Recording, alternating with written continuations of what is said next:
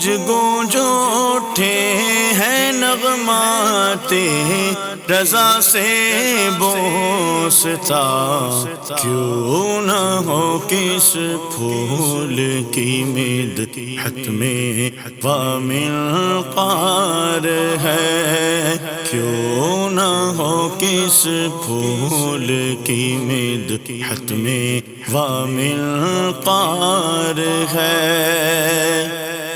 الحمدللہ رب العالمین والصلاة والسلام علی سید المرسلین، اما بعد فاعوذ باللہ من الشیطان الرجیم، بسم اللہ الرحمن الرحیم۔ الصلاة والسلام علیک یا رسول اللہ وعلی آلک واصحابک یا حبیب اللہ، الصلاة والسلام علیک یا نبی اللہ وعلی آلک واصحابک یا نور اللہ۔ میٹھے میٹھے اسلامی بھائیوں اور مدنی چینل کے ناظرین، وقت ہوا ہے عشق رسول صلی اللہ تعالی علیہ وسلم میں کچھ جھومنے کا، نبی پاک علیہ الصلوۃ والسلام کی دل میں کچھ یاد بڑھانے کا، کیونکہ وقت ہوا ہے سلسلہ نغمات رضا کا، جس سلسلے میں ہم الحمدللہ امام عشق و محبت، مجدد دین و ملت، پروانہ شمع رسالت، میرے آقا نعمت امام احمد رضا خان علیہ رحمت الرحمن کے مبارک کلاموں کو سنتے بھی ہیں، سمجھنے کی کوشش بھی کرتے ہیں، اشعار کے ساتھ ساتھ ہر شعر کے ساتھ ساتھ اس کی شرح بیان کرنے کی بھی ہم کوشش کرتے ہیں، اور کلام رضا کی تو کیا بات ہے۔ خود امام اہل سنت اپنے کلاموں کے بارے میں کیا خوب لکھتے ہیں، گونج گونج اٹھے ہیں نغمات رضا سے بوستاں، کیوں نہ ہو کس پھول کی مدحت میں وا منقار ہے، مدحت میں وا گونج گونج اٹھے ہیں نغمات رضا سے بوستا، گونج گونج اٹھے ہیں نغمات رضا سے بوستا، کیوں نہ ہو کس پھول کی مدحت میں وامنقار ہے۔ سبحان اللہ، سبحان اللہ، سبحان اللہ۔ آج کون سا کلام ہوگا اور اس کی شرح ہوگی؟ سبحان اللہ، آج جو کلام ہے وہ بہت خوبصورت، بڑا مشہور و معروف کلام، پہلا ہی شعر بڑا نرالا کلام ہے، پل سے اتارو راہ گزر کو خبر نہ ہو، جبریل پر بچھائیں تو پر کو خبر نہ ہو۔ بڑی نرالی بات کی ہے۔ یہ کون سا پل ہے؟ پہلے کچھ مشکل الفاظ کے معنی سمجھ لیتے ہیں۔ اتارو یعنی گزارو، راہ گزر یعنی راستہ، جبریل یقیناً سب جانتے ہیں فرشتوں کے سردار سید الملائکہ۔ اچھا، یہاں مراد کیا ہے؟ یہ کون سے پل کی بات ہو رہی ہے؟ یہ پل صراط کی بات ہو رہی ہے، جو تلوار سے زیادہ تیز، بال سے زیادہ باریک ہے۔ اس پل سے گزرنا آسان نہیں ہوگا، مگر نبی پاک علیہ الصلوۃ والسلام سے عرض کیا کی جا رہی ہے کہ یا رسول اللہ صلی اللہ تعالی علیہ وسلم، اگر آپ کرم فرمائیں گے، کیونکہ میرے آقا وہ ہیں جو اس پل کے کنارے سلم سلم کی ڈھارس سے پل سے پار چلاتے یہ ہیں، یعنی اعلیٰ حضرت ہی سمجھا رہے ہیں کہ میرے آقا اسی پل صراط کے کنارے اللہ تبارک و تعالیٰ کی بارگاہ میں سجدہ ریز ہوں گے، رب سلم امتی کی صدائیں بلند کر رہے ہوں گے، تو آقا ہم پر بھی کرم کیجیے گا، ایسے پل سے گزار دیجیے گا کہ راہ گزر کو، یعنی جو پل کراس کرنے والا ہے، پل پار کرنے والا، اسے بھی پتہ نہ چلے۔ اور فرماتے ہیں یا رسول اللہ صلی اللہ تعالی علیہ وسلم، ہمیں پل سے ایسے گزاریے کہ پل کو بھی پتہ نہ چلے، یعنی اس راستے کو بھی پتہ نہ چلے کہ یہاں سے کوئی گزرا ہے۔ اور جبریل امین علیہ الصلوۃ والسلام کی یہ تمنا ہے کہ نبی پاک علیہ الصلوۃ والسلام کے امتی جب پل صراط سے گزریں گے تو وہ اپنے پروں کو بچھائیں گے۔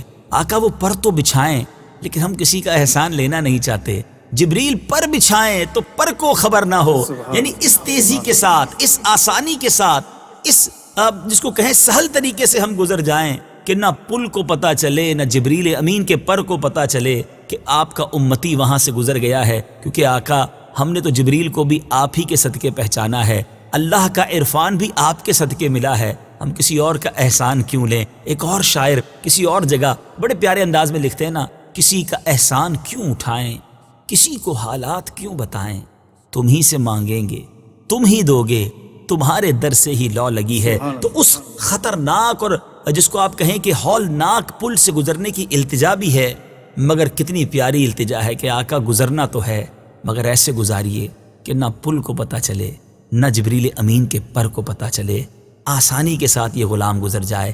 اس تصور میں ذرا اس شعر کو سنیے اور اپنی التجا کو پیارے آقا کی بارگاہ میں سوز و گداز کے ساتھ پیش کیجیے۔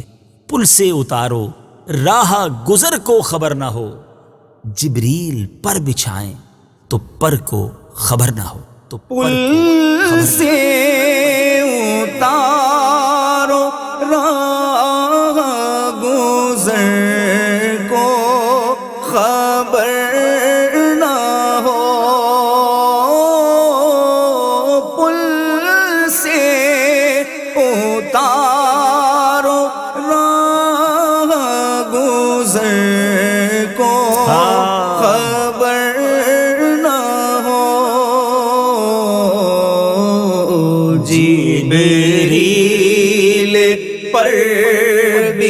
بچھائیں تو پر کو خبر نہ ہو، جبریل پر بچھائیں تو پر کو خبر نہ ہو۔ سبحان اللہ سبحان اللہ۔ اب اگلا شعر کتنا پیارا ہے، غم روزگار، یعنی انسان جو دنیا کے جھمیلوں میں، دنیا کی پریشانیوں میں مبتلا رہتا ہے، آقا سے التجا بھی کی ہے تو کس پیارے انداز میں کی ہے۔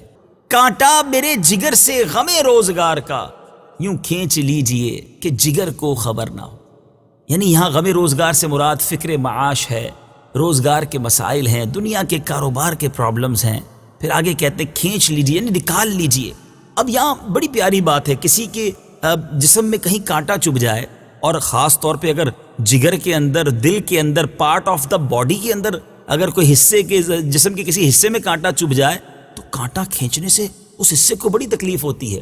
لیکن کمال بات کہتے ہیں یا رسول اللہ، اس دل میں دنیا کی فکریں بڑی گھر کر چکی ہیں، بڑی پریشانیاں بھی ہیں، فکر معاش میں میں بڑا مبتلا رہتا ہوں۔ آقا کرم ایسا کیجئے کہ یہ فکریں نکل جائیں، بس آپ کا غم نصیب ہو جائے، آپ کی یاد میں گم رہوں، عشق رسول میں زندگی گزرے، یہ دنیا کے غم نکل جائیں۔ التجا کرنے کا انداز دیکھیں کہ غم روزگار نکلنا ہے، لیکن یہ چونکہ کانٹا چبھا ہوا ہے نا تو نکلے گا تو تکلیف بھی ہوگی، مگر آقا اس طرح کھینچیے کہ جگر کو بھی پتہ نہ چلے، اور یہ جو برائیاں ہیں، یہ پریشانیاں جو ہیں، یہ فکریں جو ہے یہ دور ہو جائیں، اور بس سینہ جو ہے آپ کے عشق کا مدینہ بن جائے۔ کمال التجا ہے۔ ہم دعا کرتے ہیں کہ اعلیٰ حضرت کے شعر کے صدقے غم روزگار سے ہماری بھی جان چھوٹ جائے۔ امیر اہل سنت اپنے ایک شعر میں بڑے پیارے انداز میں لکھتے ہیں نا، غم روزگار میں تو میرے اشک بہ رہے ہیں، تیرا غم اگر رلاتا تو کچھ اور بات ہوتی۔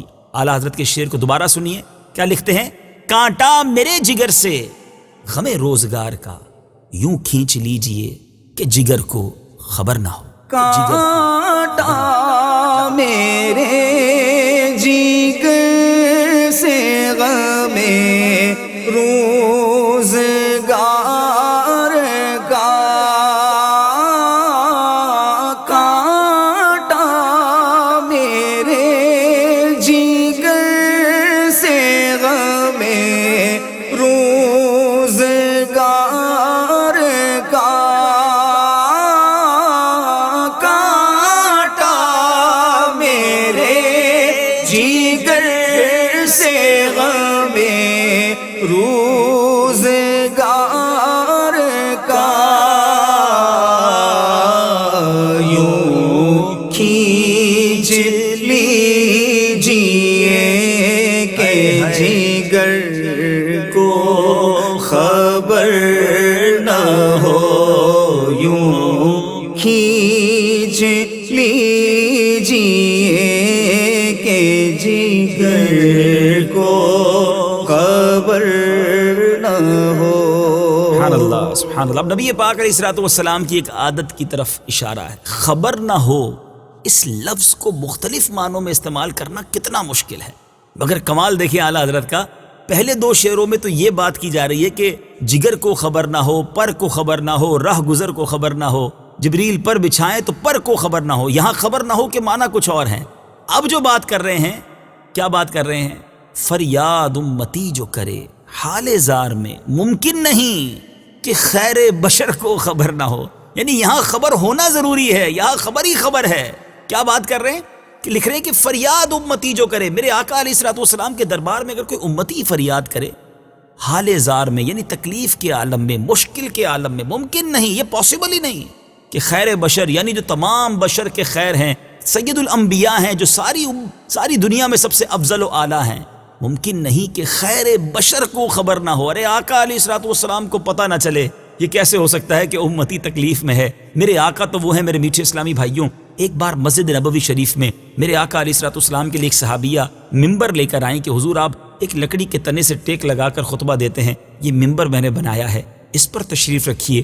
نبی پاک ممبر پر تشریف جلوہ فرما ہوئے، میرے آقا نے خطبہ دینا شروع کیا۔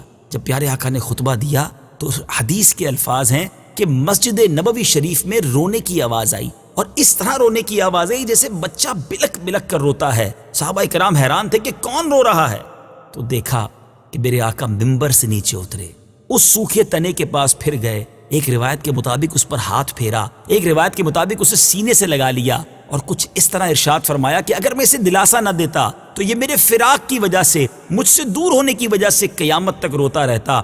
طویل حدیث ہے۔ اس کے بعد اس ممبر سے کیا بات ہوئی، اس تنے سے کیا بات ہوئی، وہ الگ بات ہے، مگر یہاں جو مدنی پھول میں پیش کرنا چاہتا ہوں، ذرا غور کیجئے، جو نبی علیہ الصلوۃ والسلام تنے کے رونے کو برداشت نہ کر سکیں، تنے کے روتا دیکھ کر خود اپنے ممبر سے اٹھ کر اسے سینے لگا لیں، امتی تکلیف میں ہو، امتی پکارے تو آقا کیوں نہ کرم فرمائیں گے۔ میرے میٹھے اسلامی بھائیوں، نبی پاک سے ایسی سچی لو لگا لیجئے، اور جب کسی پریشانی میں ہوں اپنے آقا کو مدد کے لیے پکاریے۔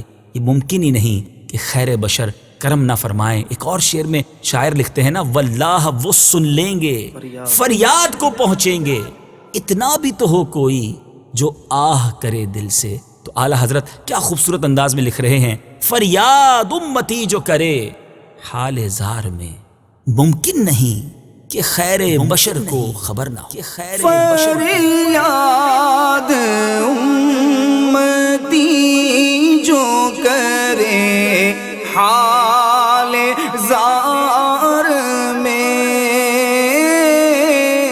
فریاد امتی جو کرے حال زار میں،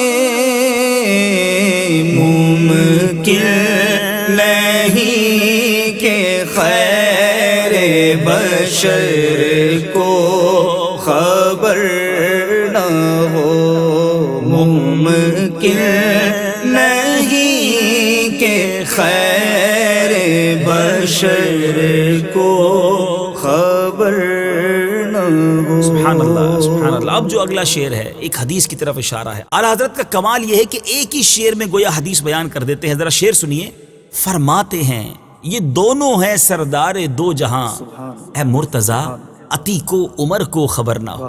سردار دو جہاں یعنی اس سے مراد یہ ہے کہ دنیا میں بھی سردار ہیں اور جنت میں بھی ادھیڑ عمر لوگوں کے سردار ہوں گے۔ وہ دونوں کون؟ عتیق و عمر۔ عتیق لقب ہے حضرت ابوبکر صدیق رضی اللہ تعالیٰ عنہ کا، اور مرتضیٰ کہتے ہیں حضرت علی المرتضیٰ کرم اللہ تعالیٰ وجہ الکریم۔ یہ کیا واقعہ تھا؟ میرے آقا علیہ الصلوۃ والسلام کی بارگاہ میں مولا علی کرم اللہ تعالیٰ وجہ الکریم حاضر ہیں۔ میرے آقا نے فرمایا کہ اے علی، یہ دونوں جو ہے نا، یعنی حضرت ابوبکر صدیق، حضرت عمر فاروق رضی اللہ تعالیٰ عنہ، یہ دونوں جنتی ادھیڑ عمر لوگوں کے یہ سردار ہیں، انہیں بتانا نہیں، انہیں خبر نہ ہو۔ حدیث کا مضمون ہے۔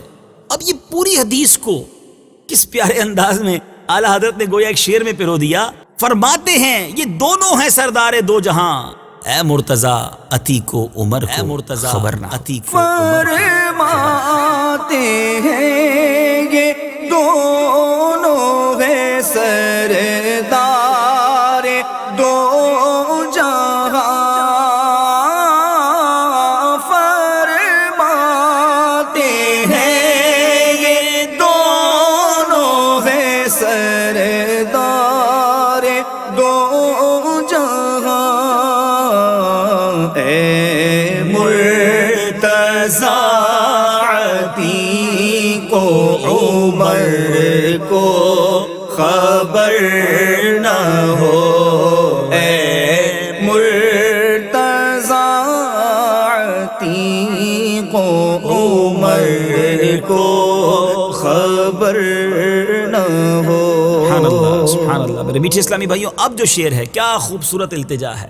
ابھی تک تو کچھ اور چیزوں کے بارے میں بات ہوتی رہی کہ پر کو خبر نہ ہو، راہ گزر کو خبر نہ ہو، جگر کو خبر نہ ہو۔ اب اپنی بات کر رہے ہیں کہ یا اللہ کرم کر، نبی پاک علیہ الصلوۃ والسلام کی محبت میں ایسا گما دے، ایسا عشق نصیب ہو جائے کہ ڈھونڈا کریں۔ میں اگر اپنے آپ کو بھی ڈھونڈنا چاہوں تو مجھے اپنی آپ کی ہی پتہ نہ چلے، مجھے اپنے آپ کی خبر نہ ملے۔ کیا لکھتے ہیں؟ ایسا گما دے ان کی ولا میں خدا ہمیں، ڈھونڈا کریں پر اپنی خبر کو خبر نہ ہو۔ یعنی اس قدر میں مدہوش رہوں، نبی پاک علیہ الصلوۃ والسلام، ولا کہتے ہیں محبت کو، ایسا گما دے ان کی ولا میں، ان کی محبت میں ایسا گم ہو جاؤں کہ بس مجھے اپنا بھی پتہ نہ چلے، بس ہر وقت نبی پاک کی یاد مجھ پر طاری رہے۔ اور بزرگوں کا یہ انداز رہا کرتا تھا۔ ایک بار حضرت عثمان غنی رضی اللہ تعالیٰ عنہ کے بارے میں آتا ہے، حضرت عمر رضی اللہ تعالیٰ عنہ نے جب سلام کیا تو حضرت عثمان غنی رضی اللہ تعالیٰ عنہ نے جواب نہیں دیا۔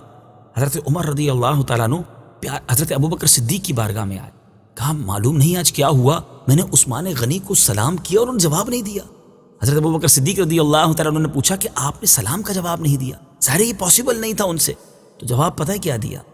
وہ کہتے ہیں کبھی کبھی مجھ پر ایک وقت طاری ہوتا ہے کہ مجھے اپنے آقا کی یاد آتی ہے، اور جب نبی پاک کی یاد آتی ہے نا تو مجھے پتہ ہی نہیں چلتا میرے اطراف میں کیا ہو رہا ہے، مجھے پتہ ہی نہیں چلا کب حضرت عمر قریب سے گزرے اور انہوں نے سلام کہا۔ ڈھونڈا کریں پر اپنی خبر کو خبر نہ ہو، اے کاش عشق کی وہ منزل ہمیں بھی نصیب ہو جائے۔ آئیے مل کر ذرا یہ شعر سنتے ہیں۔ ایسا گما دے ان کی ولا میں خدا ہمیں، ڈھونڈا کریں پر اپنی خبر کو خبر نہ ہو۔ ایسا گما دے ان کی ولا میں خدا ہمیں، ایسا گما دے ان کی ولا میں خدا ہمیں، ڈھونڈا کریں پر اپنی خبر کو خبر نہ ہو، ڈھونڈا کریں پر اپنی خبر کو خبر نہ ہو۔ سبحان اللہ سبحان اللہ۔ اب جو بات ہو رہی ہے بڑی نرالی ہے، اور وہ بات ہو رہی ہے خار طیبہ سے، مدینے کے کانٹوں سے گویا کچھ التجا کی جا رہی ہے۔ یہ کمال ہے اعلیٰ حضرت کا، مدینے کے پھول کی شان بیان تو کی جاتی ہے، مگر خار طیبہ کا اس انداز سے تذکرہ، یہ شان ہے اعلیٰ حضرت کی اور خاندان اعلیٰ حضرت۔ کیا لکھتے ہیں؟ اے خار طیبہ دیکھ کے دامن نہ بھیگ جائے، اے خار طیبہ دیکھ کے دامن نہ بھیگ جائے، یوں دل میں آ کے دیدائے تر کو خبر نہ ہو۔ اب یہاں خار طیبہ سے مراد مدینے کا کانٹا، دامن نہ بھیگ جائے یعنی دامن تر نہ ہو جائے، اب دیدائے تر یعنی نم والی آنکھ، وہ آنکھ جو بھیگی ہوئی ہے، وہ آنکھ جو بہہ رہی ہے۔ اب یہ کیا بات ہو رہی ہے ذرا سمجھیے۔ اعلیٰ حضرت لکھتے ہیں کہ اے مدینے کے کانٹے، تجھے دیکھ کر آنکھوں میں آنسو آ گئے ہیں، آنکھیں تر ہو گئی ہیں، اب اگر آنکھ کے ذریعے تو میرے پاس آئے گا تو تیرا دامن بھیگ جائے گا، میرے آنسوؤں کی وجہ سے اے خار طیبہ تیرا دامن بھیگ جائے گا، یوں دل میں آ کہ دیدائے تر کو خبر نہ ہو، دل میں آ کے بس جا۔ یہ دل سرکار کے عشق کا مدینہ بنا ہوا ہے، آنکھ سے کیا کام، آنکھ تو بہت ساری چیزیں دیکھتی ہے۔ کچھ اسی طرح کا خیال جو ہے مولانا حسن رضا خان صاحب اپنے شعر میں لکھتے ہیں، کیا لکھتے ہیں؟ خار صحرائے نبی پاؤں سے کیا کام تجھے، خار صحرائے نبی پاؤں سے کیا کام تجھے، آ میری جان میرے دل میں ہے رستہ تیرا۔ اب مدینے کے کانٹے کو صحرائے مدینہ کے کانٹے سے کہا جا رہا ہے کہ پاؤں میں نہیں، آپ کا کام تو دل میں بسانے والا ہے۔ اچھا کچھ اسی طرح کا انداز امیر اہل سنت نے بھی اپنے شعر میں اپنایا، میں رضوان جنت کو تحفے میں دوں گا، عطا کیجئے چند خار مدینہ۔ پیارے آقا سے التجا کیا کر رہے ہیں، بڑی پیاری بات ہے، یقین کریں جھما دیتی ہے بات۔ امیر اہل سنت نے کمال کیا، لکھتے کہ جب جنت میں جاؤں گا نا تو جنت کے دروازے پر جو جنت کے داروغہ ہیں حضرت رضوان وہاں کھڑے ہوں گے، تو جب وہاں سے گزروں گا تو کچھ تحفہ بھی تو دے رہا ہے نا، تحفہ کیا دوں گا؟ مدینے کے کانٹے تحفے میں دوں گا، اب میں رضوان جنت کو تحفے میں دوں گا، عطا کیجئے چند خار مدینہ۔ تو کیا عاشقوں کی بات ہوتی ہے، اللہ کریم ان کی عاشقی کا صدقہ ہمیں عطا فرمائے، مدینے پاک کا سچا ادب عطا فرمائے۔ بہت شاندار شعر، ذرا دوبارہ سنیے۔ اے خار طیبہ دیکھ کے دامن نہ بھیگ جائے، یوں دل میں آ کہ دیدائے تر کو خبر نہ ہو، کہ اے خار طیبہ دیکھ کے دامن نہ بھیگ جائے، خار طیبہ دیکھ کے دامن نہ بھیگ جائے، یوں دل میں آ کے دیدائے تر کو خبر نہ ہو، یوں دل میں آ کے دیدائے تر کو خبر نہ ہو۔ میٹھے میٹھے اسلامی بھائیوں، اور مدنی چینل کے ناظرین، اب جو شعر ہے وہ اس نعت کا مقطع ہے، اور آپ نے دیکھا ہوگا ہم اپنے سلسلے میں یہ عرض کیا کرتے ہیں کہ اعلیٰ حضرت کے کلام کا جو عطر ہے وہ مقطع ہوا کرتا ہے۔ اب اس میں کیا عطا فرمایا اعلیٰ حضرت نے، کمال بات لکھتے ہیں۔ اب قیامت کے دن کا نقشہ کھینچ رہے ہیں کہ وہ دن جب کسی کو کسی کی پرواہ نہیں ہوگی، نفسا نفسی کا دور ہوگا، کون حامی ہوگا، کون مددگار ہوگا۔ اعلیٰ حضرت لکھتے ہیں ان کے سوا رضا کوئی حامی نہیں جہاں، گزرا کرے پسر پہ پدر کو خبر نہ ہو۔ پسر کہتے ہیں بیٹے کو، پدر کہتے ہیں باپ کو، یعنی بیٹے پر گزرے گی تو باپ کو بھی پتہ نہیں ہوگا۔ اور ان کے سوا، کس کے سوا؟ نبی پاک علیہ الصلوۃ والسلام کے سوا کوئی حامی نہیں، کوئی مددگار نہیں ہوگا۔ کہاں؟ جہاں، اعلیٰ حضرت نے لکھا جہاں، کہاں؟ قیامت کے دن۔ اور یہ بات اعلیٰ حضرت نے اپنے طور پہ نہیں لکھی، جی ہاں، قرآن مجید فرقان حمید میں اللہ تعالیٰ ارشاد فرماتا ہے، چنانچہ سورہ عبس میں ارشاد ہوتا ہے، بڑی دل ہلا دینے والی آیت ہے، یوم یفر المرء من اخی و امہ و ابی و صاحبتہ و بنی۔ ترجمہ کیا ہے؟ اس دن آدمی بھاگے گا اپنے بھائی اور ماں اور باپ اور جوڑوں یعنی بیوی اور بیٹوں سے۔ لِكُلِّ امْرِئٍ مِّنْهُمْ يَوْمَئِذٍ شَأْنٌ يُغْنِيهِ، ان میں سے ہر ایک کو اس دن ایک فکر ہے کہ وہی اسے بس ہے، اپنی فکر ہے اور کسی کی فکر نہیں ہوگی۔ اعلیٰ حضرت نے گویا ان آیتوں کی شرح بیان کر دی کہ ان کے سوا رضا کوئی حامی نہیں، کوئی مددگار نہیں ہوگا۔ کس کے سوا؟ فقط شافع روز محشر ہمارے آقا ہوں گے۔ آقا والد کی بھی شفاعت کریں گے، بیٹے کی بھی شفاعت کریں گے۔ بیٹا باپ کی نہیں سن رہا ہوگا، باپ بیٹے کی فکر نہیں کر رہا ہوگا، مگر آقا کا دامن کرم سب کے لیے کھلا ہوگا۔ کہیں گے اور نبی اذهبوا الی غیری، میرے حضور کے لب پر انا لہا ہوگا۔ وہ منظر اعلیٰ حضرت پیش کر رہے کہ دیکھو پھر ان آقا سے کیوں نہ محبت کریں کہ جب باپ بھی بیٹے کو بھول جائے گا، بیٹا بھی باپ کو بھول جائے گا، تو ہم آقا علیہ الصلوۃ والسلام کی جو ہے وہ غلامی سچی اختیار کیوں نہ کرے۔ بے شعر کو ذرا سمجھیے گا، منظر قیامت کا پیش نظر رہے۔ ان کے سوا رضا کوئی حامی نہیں جہاں، گزرا کرے پسر پہ پدر کو خبر نہ ہو۔ ان کے سوا رضا کوئی حامی نہیں جہاں، ان کے سوا رضا کوئی حامی نہیں جہاں، گزرا کرے پسر پہ پدر کو خبر نہ ہو، گزرا کرے پسر پہ پدر کو خبر نہ ہو۔ سبحان اللہ، سبحان اللہ۔ مبارک کلام، اس کے اشعار اور اس کی کچھ شرح بیان کرنے کی کوشش کی۔ اللہ کریم اعلیٰ حضرت امام اہل سنت کے صدقے ہمیں بھی نبی پاک علیہ الصلوۃ والسلام کا سچا عشق نصیب فرمائے۔ مدنی چینل دیکھتے رہیے، اگلے سلسلے نغمات رضا میں ایک اور کلام اور اس کے بارے میں کچھ مدنی پھول۔ صلو علی الحبیب صلی اللہ تعالی علی محمد صلی اللہ علیہ وسلم۔ گونج گونج اٹھے ہیں نغمات رضا سے بوستا، کیوں نہ ہو کس پھول کی مدحت میں ومنقار ہے، کیوں نہ ہو کس پھول کی مدحت میں ومنقار ہے۔